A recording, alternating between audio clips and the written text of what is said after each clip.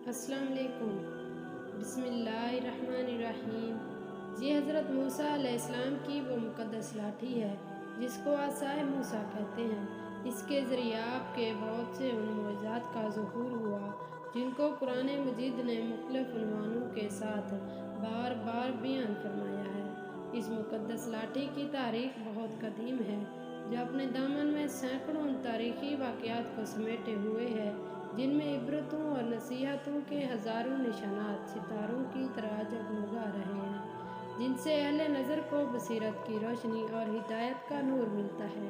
یہ لاٹھی حضرت موسیٰ علیہ السلام کے قد برابر 10 ہاتھ لمبی تھی اور اس کے سر پر 2 شاخیں تھیں جو رات کو مشعل کی طرح روشن ہو جایا کرتی تھیں۔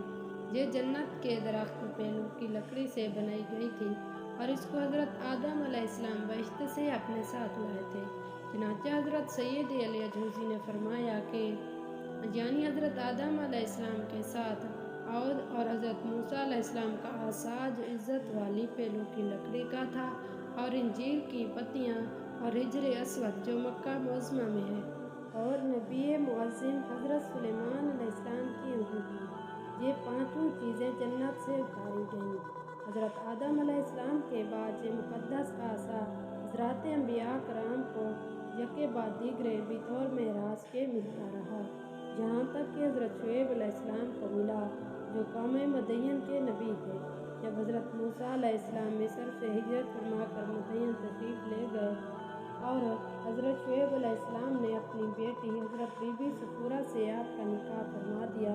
اور آپ 10 برس تک حضرت شعیب علیہ السلام کی خدمت میں رہ کر آپ کی بکریاں چراتے رہے۔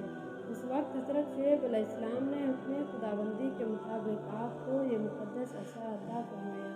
پھر جب آپ اپنی زوجہ محترمہ کو ساتھ لے کر مدین سے مصر اپنے وطن کے لیے روانہ ہوئے اور وادی مقدس مقام طوا میں پہنچے تو اللہ نے اپنی تجلی سے آپ کو سرفراز فرما کر منصب رسالت کے شرف سے سر بلند فرمایا۔ اس وقت حضرت حق جل مجدہ نے آپ سے جس طرح کلام فرمایا قرآن مجید نے اس کو اس طرح بیان فرمایا کہ اور اے موسیٰ آپ کے دائیں ہاتھ میں کیا ہے؟ تو آپ نے فرمایا کہ یہ میری لاٹھی ہے، میں اس پر ٹیک لگاتا ہوں اور اس سے اپنی بکریوں کے لیے پتے جھاڑتا ہوں اور اس سے میرے دوسرے کام بھی نکلتے ہیں۔ معارب اخری کی تفسیر میں حضرت علامہ ابوالبرکات عبداللہ بن احمد نصفی علیہ السلام نے فرمایا کہ مثلاً اس کو ہاتھ میں لے کر اس کے سہارے چلنا، نمبر 2 اس سے بات چیت کر کے دل بہلانا، نمبر 3 دن میں اس کا درخت بن کر آپ پر سایہ کرنا، نمبر 4 رات میں اس کی دونوں شاخوں کا روشن ہو کر آپ کو روشنی دینا، نمبر 5 اس سے دشمنوں درندوں اور سانپوں بچھو کو مارنا، نمبر 6 کنویں سے پانی بھرنے کے وقت اس کا رسی بن جانا اور اس کی دونوں شاخوں کا ڈول بن جانا، نمبر 7 بوقت ضرورت اس کا درخت بن کر حسب خواہش پھل دینا، نمبر 8 اس کو زمین میں گاڑ دینے سے پانی نکل پڑنا وغیرہ۔ حضرت موسیٰ علیہ السلام اس مقدس لاٹھی سے مذکورہ بالقوم نکالتے رہے مگر جب آپ فرعون کے دربار میں ہدایت فرمانے کی غرض سے تشریف لے گئے اور اس نے آپ کو جادوگر کہہ کر جھٹلایا تو اب اس عصا کے ذریعہ بڑے معجزات کا ظہور شروع ہو گیا جن میں 3 معجزات کا تذکرہ قرآن مجید نے بار بار فرمایا جو حسب ذیل ہیں۔ نمبر 1 عصا اژدہا بن گیا، نمبر 2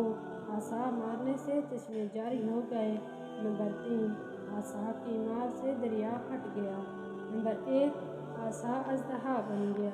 اس کا واقعہ یہ ہے کہ فرعون نے ایک میلہ لگوایا اور اپنی پوری سلطنت کے جادوگروں کو جمع کر کے حضرت موسیٰ علیہ السلام کو شکست دینے کے لیے مقابلہ پر لگا دیا اور اس میلہ کے اژدہا میں جہاں لاکھوں انسانوں کا مجمع تھا، ایک طرف جادوگروں کا ہجوم اپنی جادوگری کا سامان لے کر جمع ہو گیا اور ان جادوگروں کی فوج کے مقابلہ میں حضرت موسیٰ علیہ السلام تنہا ڈٹ گئے۔ جادوگروں نے فرعون کی عزت کی قسم کھا کر اپنے جادو کی لاٹھیوں اور رسیوں کو پھینکا تو ایک دم وہ لاٹھیاں اور رسیاں سانپ بن کر پورے میدان میں ہر طرف پھنکاریں مار کر دوڑنے لگیں اور پورے پورا مجمع خوف و ہراس میں بدحواس ہو کر ادھر ادھر بھاگنے لگا، اور فرعون اور اس کے تمام جادوگر اس کرتب کو دکھا کر اپنی فتح کے گھمنڈ اور غرور کے نشہ میں بدمست ہو گئے، اور جوش شادمانی میں تالیاں بجا بجا کر اپنی مسرت کا اظہار کرنے لگے کہ اتنے میں ناگہاں حضرت موسیٰ علیہ السلام نے خدا کے حکم سے اپنی مقدس لاٹھی کو ان سانپوں کے ہجوم میں ڈال دیا، تو یہ لاٹھی ایک بہت بڑا اور نہایت ہیبت ناک اژدہا بن کر جادو کے تمام سانپوں کو نگل گیا۔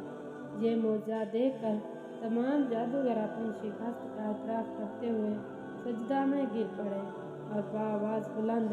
یہ اعلان کرنا شروع کر دیا کہ آمنا بربی ہارون و موسیٰ، یعنی ہم سب حضرت ہارون اور حضرت موسیٰ علیہ السلام کے رب پر ایمان لائے۔ چنانچہ قرآن مجید نے اس واقعہ کا ذکر کرتے ہوئے ارشاد فرمایا کہ جادوگروں نے کہا کہ اے موسیٰ، اپنا عصا ڈالیں گے آپ پہلے یا ہم پہلے ڈالنے والے بنیں؟ تو آپ نے فرمایا کہ بلکہ تم ہی ڈالو۔ تو یکایک ان کی رسیاں اور لاٹھیاں ان کی نظر بندی سے حضرت موسیٰ علیہ السلام کے خیال میں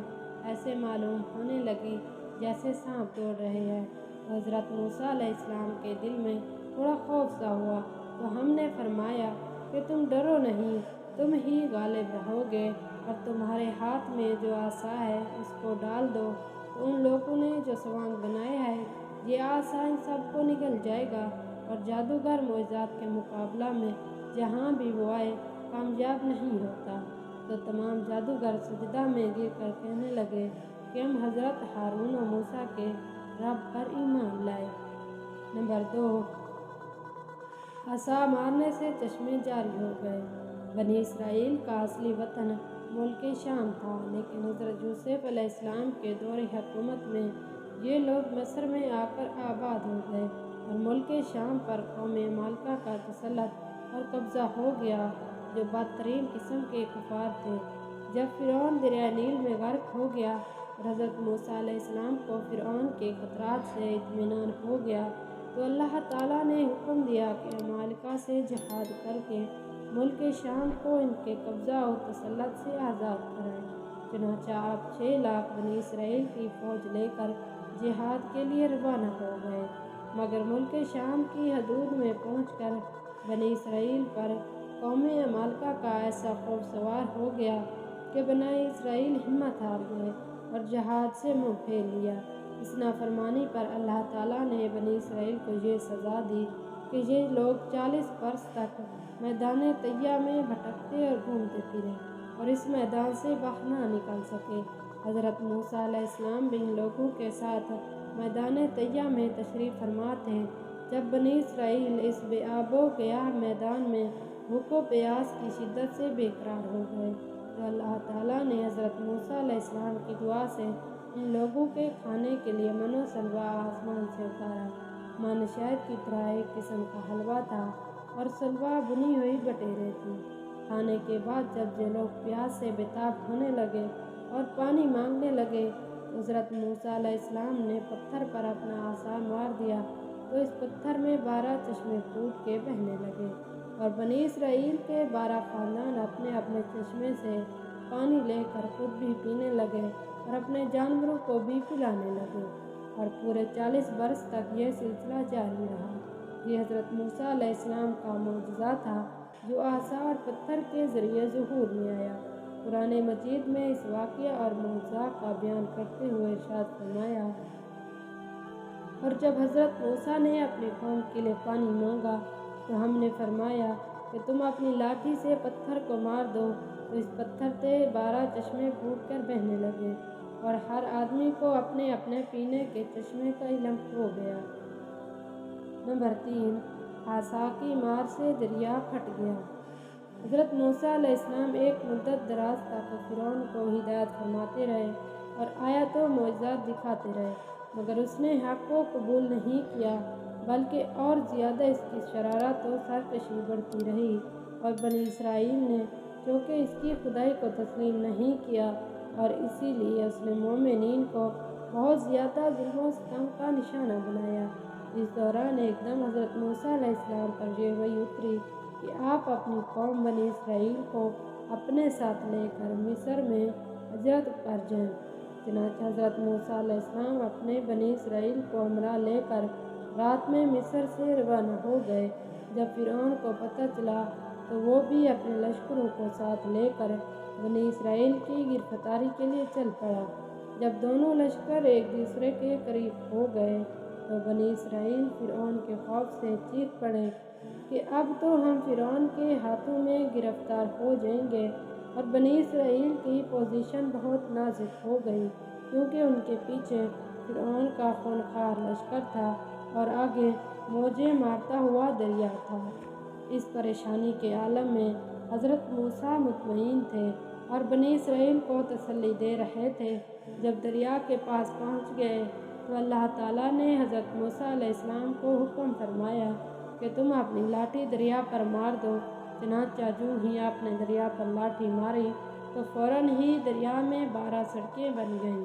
और बनी इसराइल इन सड़कों पर चलकर सलामती के साथ दरिया से पार निकल गए। फिरौन जब दरिया के करीब पहुंचा और उसने दरिया की सड़कों को देखा तो वो भी लश्करों के साथ इन सड़कों पर चल पड़ा। मगर जब फिरौन और उसका लश्कर दरिया के बीच में पहुंचा तो अचानक दरिया मौजें मारने लगा और सब सड़कें ख़त्म हो गईं और फिरौन माँ अपने लश्कर के दरिया में गर्क हो गया। और इस वाक़या को कुरान मजीद ने इस तरह बयान फरमाया है कि जब दोनों जमातें एक दूसरे को देखने लगीं तो असहाबे मूसा ने कहा कि हम बिल यकीन गिरफ्तार हो जाएंगे। तो हज़रत मूसा अलैहिस्सलाम ने फरमाया कि हरगिज़ ऐसा नहीं हो सकता क्योंकि मेरे साथ मेरा रब है, वो अनकरीब मुझे इससे निकलने का रास्ता बता देगा। फिर हमने हज़रत मूसा अलैहिस्सलाम को हुक्म दिया कि अपने आसा को दरिया पर मारो। चुनांचे उन्होंने इस पर आसा मारा जिससे दरिया फट गया और हर हिस्सा इसका इतना ऊंचा था जैसे बड़ा पहाड़।